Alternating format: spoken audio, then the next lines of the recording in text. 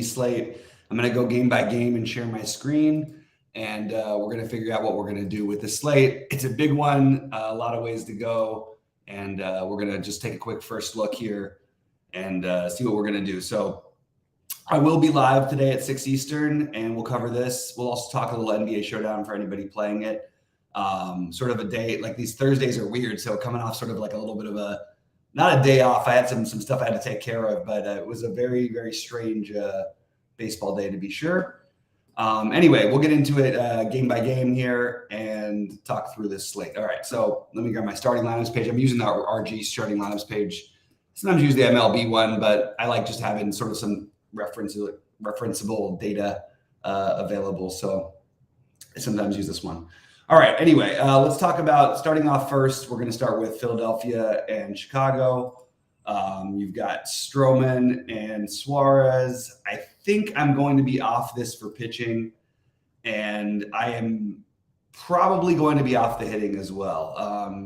You see here, it's got a decent run total. I do like that, you have a little bit of wind blowing out. I don't like picking on Stroman, and I think Suarez is good enough. I think there's an argument you could make for maybe getting some Cubs into your lineups, but overall, that's not what I'm going to be trying to target for. So I think that this is probably going to end up being a pass game for you for the most part, with the exception, of course, of the greatest player in history, maybe Christopher Morel as a one-off. He's probably my favorite Cub. The guy is just crazy. I don't know what's going on. He just comes up and he swings like crazy, and he'll run too. So I love that idea. So anyway, let's jump on to the next one. Detroit, Washington. You can see that we've got a pretty low total here. It is decent hitting weather, and I don't mind getting to the cheap Tigers as a potential, like maybe a mini stack more than an actual full stack. But I also think that you can make an argument a little bit for some of the Washington bats because of the pricing. And I think Matt Boyd also deserves to be in conversation just because he's cheap enough and it's Washington. Boyd has some walk issues. Washington's pretty aggressive, not very patient. So maybe they can, level itself out a little bit. But I do think that Detroit and Washington both have viable pieces. They're not as cheap as they used to be in Detroit, so it's not quite as appealing. And Washington just doesn't have the power. It's not very exciting. But if you wanted to end up with an Alex Call or something like that as a cheapo, I don't mind it. Not my favorite spot to attack here. All right, let's talk about Baltimore and Toronto. Kikuchi and Gibson. I actually think that, Kikuchi is fine, but I'm probably going to go other directions most likely. And I like the idea of stacking Toronto here.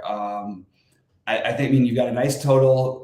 Gibson, we know historically has been reverse splits. He's been actually like just sort of the normal Kyle Gibson. He hasn't really given up the crazy number of home runs, but you can run on him a little bit. He does tend to give up a lot of hard contact. This is a tough lineup to get through. I like the Blue Jays right off the bat as one of, I'd say they're probably right now my fifth stack, but I think I might even end up moving them up a little bit. So I do like Toronto, and I'm probably not going to be on the Kikuchi thing, even though I think that it's reasonable. He's in my mix, but nothing I'm excited about. And if you're not going to play him, I don't mind if you want to get to some bats, although I'm finding it not that appealing to stack Baltimore on this slate. All right, New York and Cleveland. Quantrill and Carrasco. I feel like, we don't think Carrasco's going to even pitch enough probably to be too relevant. I think that you could make an argument for the Mets, but they've just been so bad. And the prices are not really reflecting that, I don't know where I feel like they should be. They're fine. Not my favorite. Probably going to end up passing on this game as well. We will find stuff we like, I promise. Sorry, guys. I'm still getting over a little bit of a sinus thing. So excuse my my laziness. Hello, Joanne. Good to see you as always. Been a rough golf week so far, but we'll see. It's a long ways to go. A lot of guys, we don't even know who's going to make the cut yet. All right, Atlanta, Seattle, Elder, and Miller. I don't mind the idea of Elder. This is sort of how I feel with a bunch of things today, and I'm not really. I'm open to the idea of the Braves against Miller.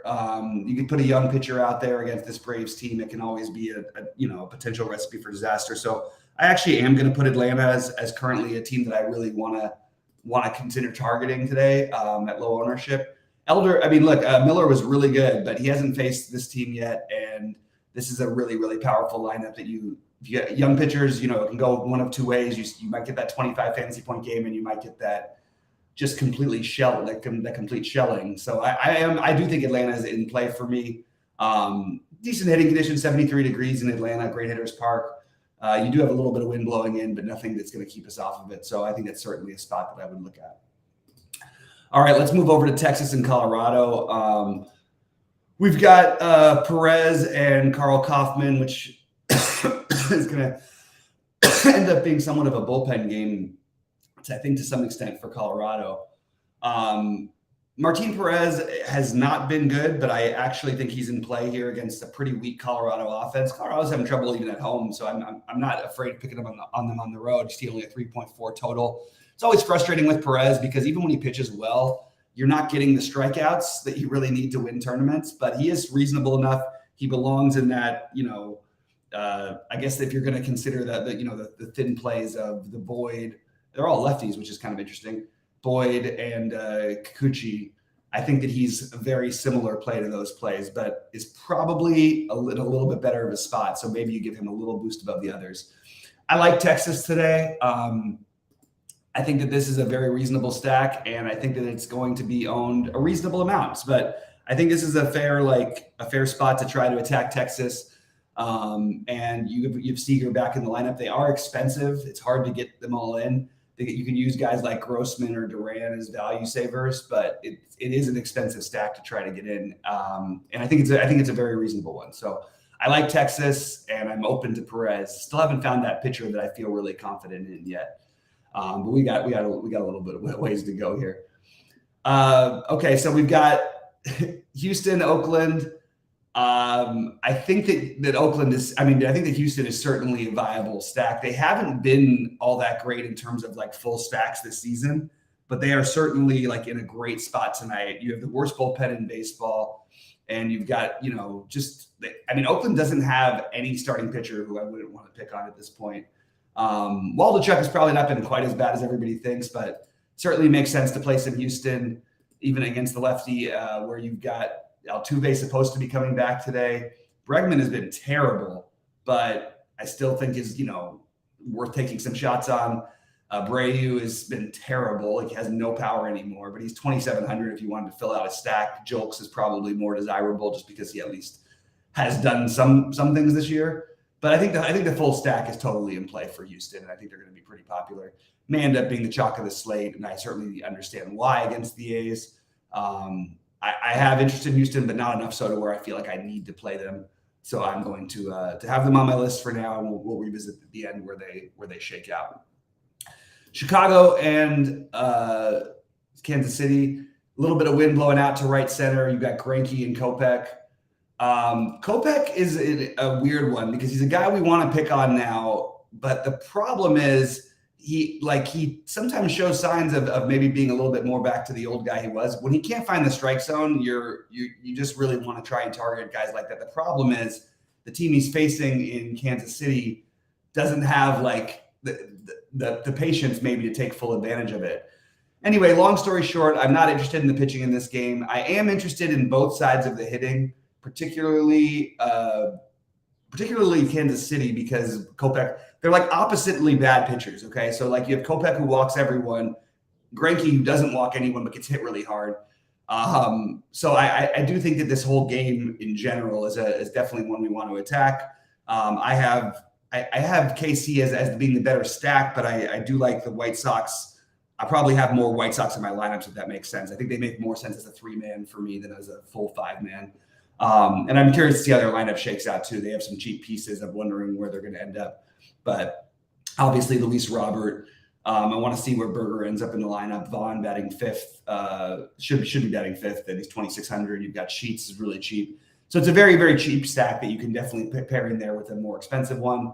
And then you've got the fairly chalky Kansas City side. I like all the chalky guys here, and I would throw Melendez in there as my next favorite. But I do think this is probably one of the better spots on the slate to attack. All right. Cardinals scored 1,000,000 runs again yesterday. Sort of bouncing back here. I am not finding a lot of love for either of these pitchers here. Matt's the kind of guy that used to give the Dodgers problems. I'm not as worried about it here. I'm just gonna take a quick look at the weather. Looks like we have, the wind blowing in is going to make it a little bit harder for me to want to play the righties from the Dodgers. Godslin's good enough to make me want to stay off of St. Louis. You do have the 12-mile-an-hour winds blowing in from left and a little bit of potential rain. This game feels more like a stay away to me. I'll revisit that one later at 6. But as of right now, I'm not overly interested in the Dodgers or St. Louis or either of the pitching sides. Everything is just sort of just enough to keep me away from it. All right, Minnesota and the Angels, Joe Ryan and Reed Detmers. I can see, a really good case being made for both of these pitchers. I'd like to have an upside pitcher, so I'm going to play some Joe Ryan today. We know that it's a streaky offense with the Angels, but once you get past the top 4 in the order, I don't think you're overly terrified of the rest of this lineup. So if Ryan can get those guys, 70% of the time and then just work through the rest of the lineup, I really do think this is a spot for him to potentially have a big game. And I also think that even though Minnesota is, even though Detmers I think is viable, I actually don't mind that some of the Minnesota bats, particularly, I know he hasn't been as good, but Buxton, Kyle Farmer is cheap, and Correa would be my 3 favorites. And you can see the ownership reflecting that. But I don't mind a mini stack of Minnesota. And I'm also going to keep Detmers open because I'm just having trouble finding pitchers that I actually like today. All right, mini.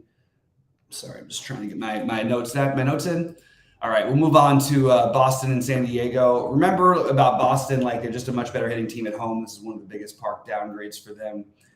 I'm going to play some Blake Snell tonight. I don't have enough guys that I love for me to just cross them off. And I'm interested in what's happening with this Paxton situation. It is weird. This guy, for 4 years, I just haven't even thought of him. And he looked pretty good. I don't think he's viable to play. I'm just trying to decide if I want to go for a Padres stack. It is a surprisingly low total. Another cold day in San Diego, 63 degrees. I do think this is a spot where I would normally be looking to stack San Diego. So I do want to keep an open mind to that. I think these guys are completely reasonable and they're going to be really low owned against Paxton and I think a bad bullpen behind him. So I actually am going to bump San Diego up into one of my stacks. And I probably won't be able to rank my stacks right now, but I'll rank them a little later. Well, I'll try to do my best to rank them now. I do think San Diego is interesting. And yeah, I think Snell right now is my number 2, my natural SP2. All right. Well, I guess if you're not playing, these guys, but really for me, I love Alcantara. He would be along with Ryan, my 1 and 1A. I don't care that he hasn't been quite the same. I'm going to bet on the long-term results. DeScalfani, this is not like an incredible price for him. It is a good matchup. So I think we should consider him, but it does feel like as chalk at this price that maybe we could consider doing something else. But I do think Alcantara is a really strong play, and I pretty much don't have much interest in this game outside of Alcantara. I'm open to the DeScalfani thing just because I don't have other pitchers, but I don't think there's anything I'm going to try to prioritize. All right. So just to sum up a few things, Joe Ryan, Blake Snell, Sandy Alcantara are my 3 top pitchers. My stacks, I don't have the orders down yet. I think I want to attack the KC Chicago situation. I do like Houston, but they're going to be popular. They would probably rate as the number 1 stack, just they're going to be a little bit more owned.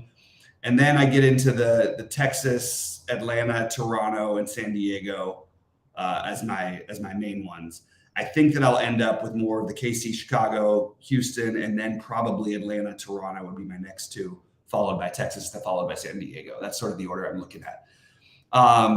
It's fine, Travis, because I don't like the pitching that much. I don't particularly like Elder today. I think he's fine. He's on my list, but he's not, I'm not trying to get to him. I don't like DeScalfani all that much, but he's fine. And I don't have interest in the Cubs. So I think the Cubs are fine, but it's just not not overly desirable. I do think the Cubs actually are viable. I didn't find them. They're not in my top 6 stacks, but I think you could certainly make a case for them. It's kind of weird with the pricing to play them, so I'm not loving it. But I want to see how the lineup shakes out. I want to see if Bellinger's back in there, and I want to see just sort of how it shakes out before I make my final decisions there. Anyway, guys, I appreciate all you guys. Good luck to everybody today, and I'll see you guys at 6 Eastern, and I will have all my content posted a little later this afternoon.